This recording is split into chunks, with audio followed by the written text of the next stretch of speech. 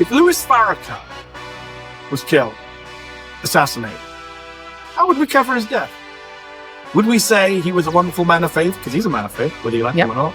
Would we say he was a great family man? Because he's a family man, whether you like him or not.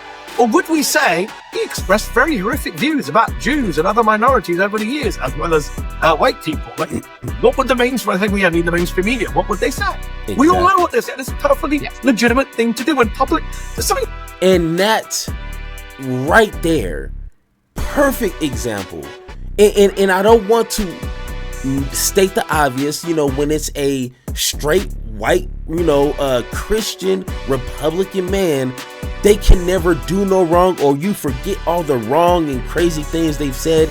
It's easier for majority of Americans to forget about that. All right, so depending on when you're watching this, Congress passed a House resolution, the H-Res 719, honoring the life and legacy of Charlie James Kirk, which also condemns his assassination and political violence in general. Now, normally, on a regular day, when things were a lot more simple and, politics were just boring, regular folks like you and I wouldn't care so much about something like this. Like, they pass, hundreds of resolutions like this, and not everything is always newsworthy. And I get it. People got things to do. They actually got real life happening in front of them. So I understand that. But this obviously is not normal times that we are living in, unfortunately. So with this here, now when it comes to honoring someone's life, that is a big deal. This is not something you can just say you're going to honor any person's life just to do it. Okay. Once again, you wouldn't honor Hitler's life. Obviously not. Now, once again, not comparing Charlie to Hitler, but that's the first thing that came up. Okay. You're not going to honor someone's life like that. You can be like, hey, Hitler was a bad person. I don't like him. Okay. So I'm not going to honor his life, because when it comes to honoring someone's life, it focuses on the person themselves, their experience, character, and the things they did while alive. It's about remembering who they were, how they lived, and the impact they had directly on others. Now, if we can be honest, my own perspective, my own viewpoint on someone like Charlie Kirk, if you're asking me to honor someone's life, the life they live, not their life as a human being, I can't do it. I gotta be honest. I mean, if you want me to lie to you, I'll lie to you. But if you want me to be honest, I can't do that, because literally his character was horrible, to say the least. To be nice, it was horrible.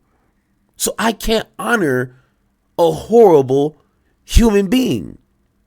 When it comes to honoring someone's legacy, focuses on the lasting impact or influence they left behind, their ideas, their values, accomplishments, or movements that continue after their death.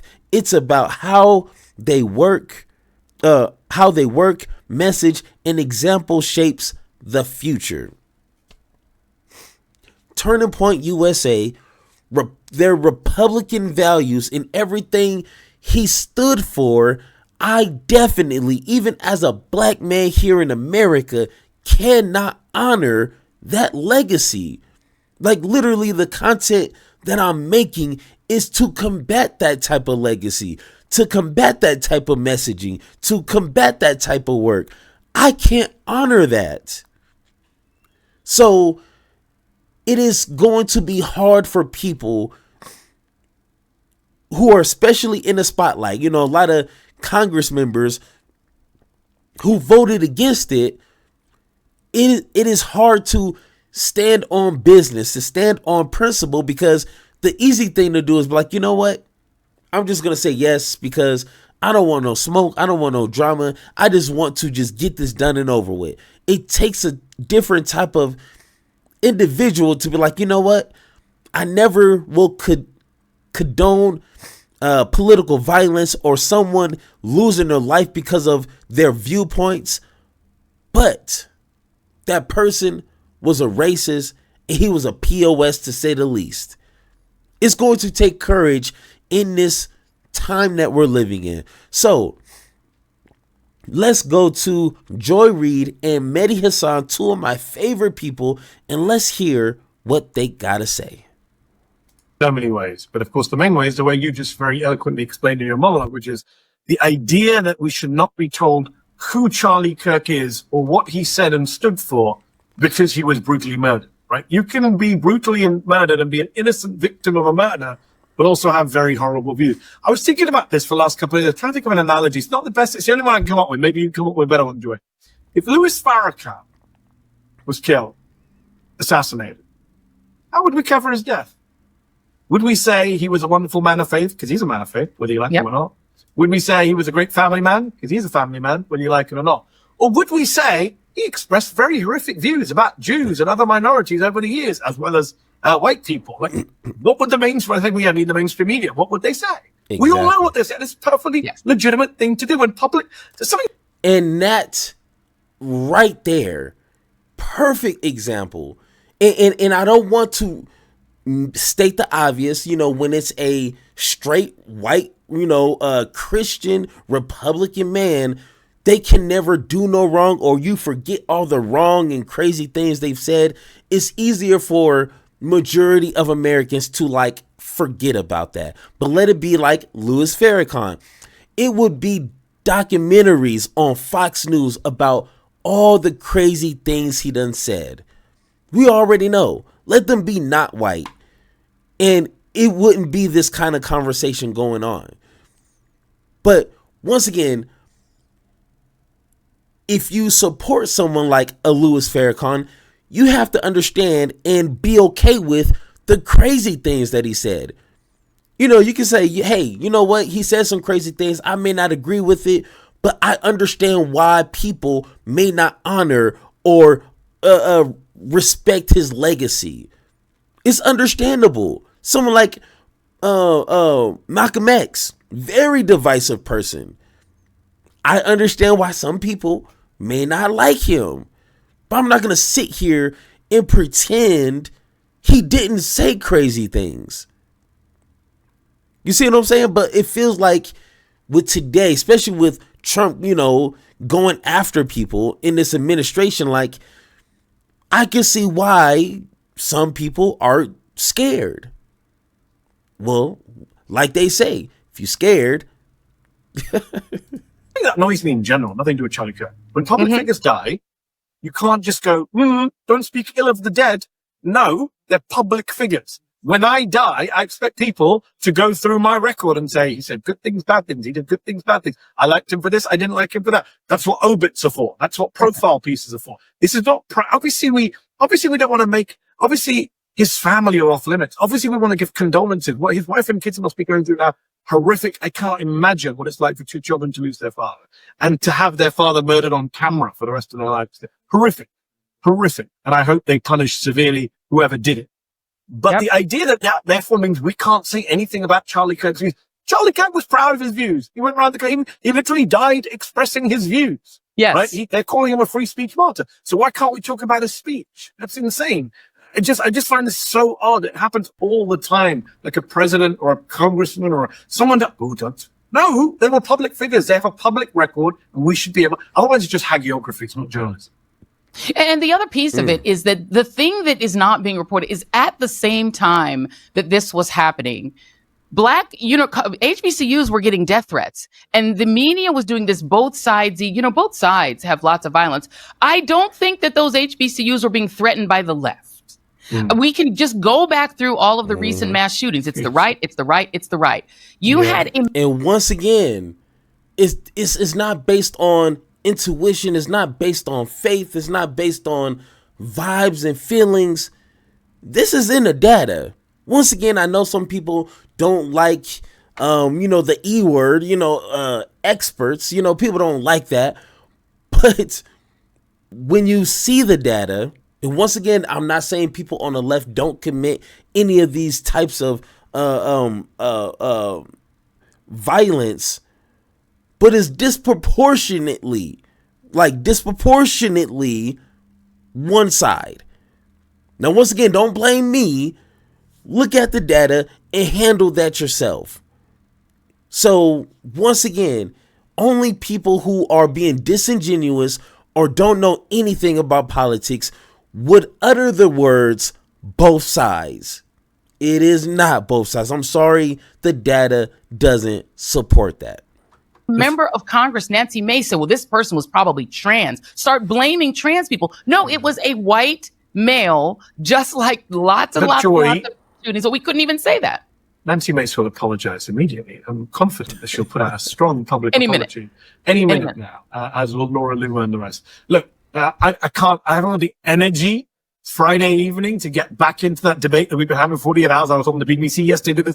This bullshit that the right have pushed now, that all the political violence comes from the left. Don Jr. said today, if you think it's a both sides issue, you shouldn't be allowed on TV in America. The stats are very clear. ADL, not a group I'm a fan of, Center for Extremism at the ADL, crunched the numbers. Every single extremist-related murder between 2022 and 2024, 3 years straight, was carried out by right-wing actors. Zero. Crazy. In fact, this summer, we saw a lawmaker in Minnesota, Speaker Emerita of the Minnesota House, killed with her husband. Another 2 people were shot, another lawmaker as well. Like, we keep going. You and I could come up with examples all night long. I've got a memory long enough to remember 2018 when Cesar Sayoc, Trump supporter, sent pipe bombs to Bill Clinton, Barack Obama, Joe Biden, Hillary Clinton, to the very top of the Democratic Party, trying to kill them. Drove around with a truck covered in Trump photos and Fox images. So look, I just, that debate, unfortunately, they're in their little bubble. They actually do believe, I think a lot of people do believe it's just the left. Some of them are grifters. Some of them have brainwashed themselves into believing this shit. But we can't do anything about them, Joe. We can talk about the liberal media where you and I used to work, places like MSNBC. Hey, and once again, if you guys want to watch this entire interview, once again, if you're subscribed to me or even watching this, I'm pretty sure you guys know who Joy Reid is and probably seen this yourself. Go ahead, subscribe to her channel and go ahead and watch the full interview. Definitely won't do that because we will be here all day because I likes to talk. But once again, when it comes to being an honest human being, and I've said this a million times, I'm going to continue to say because I think this is where most Americans, or at least most human beings, are right here, okay? You will never condone political violence or violence to silence people. That's not how we do it over here. We educate ourselves in order to combat intellectually. That simple. But when it comes to people passing away or getting assassinated or anything in between, be honest. It is okay to be honest. If anything, it's more disrespectful that you had these types of feelings when a person was alive, then all of a sudden, when they're dead and gone, oh, now you got to change your heart. Now you want to say all these lovely things and you know, you want to honor his life, but when he was alive, you didn't honor why he was alive. You see what I'm saying? To me, at least to me, that looks more dangerous because you are a grifter. You are a liar. You can't be honest. So once again, this shouldn't be a conversation. This should be something kind of understood. But once again, when you have one side, Republicans, politicizing and weaponizing his death and his assassination to now try to silence people, now we gotta have this conversation. I've been wanting this shit forever. I've been in the field with whatever they throw at me. Brush it off, pick myself up, moving on to the better. Hey. Ain't no errors, baby, it's a new era. I wake up early feeling rich like I'm Kesha. I get to the paper, boy. Extra, extra.